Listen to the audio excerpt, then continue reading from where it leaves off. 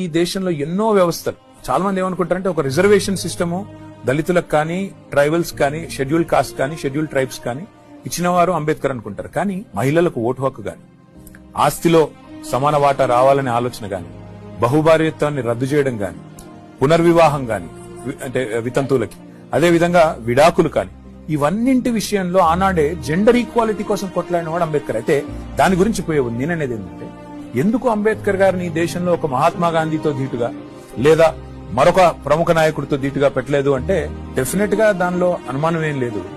ఆనాటి నుంచి ఈనాటి వరకు ఇంత గొప్పవాడైనప్పటికీ ఈయనను, ఆయన చరిత్రను గాని, ఆయన గొప్పదాన్ని గాని చెప్పేవాళ్ళు లేకపోవడమే కాకుండా తెలిసి కూడా కావాలని చిన్నగా చేసి చూపెట్టే ప్రయత్నం ఇండియాలో జరిగింది. బయట మాత్రం మీరు అన్నట్టుగా మీరు ప్రపంచంలో ఎక్కడ పోయినా, నేను లండన్ పోయినాను.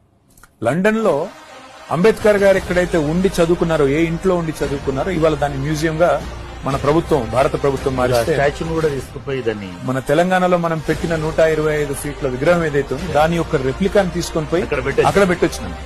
ఆ క్రమంలో ఆ ఇంట్లో మొత్తం లండన్ లో ఉండే అంబేద్కర్ రైట్స్ అందరూ వచ్చినారు.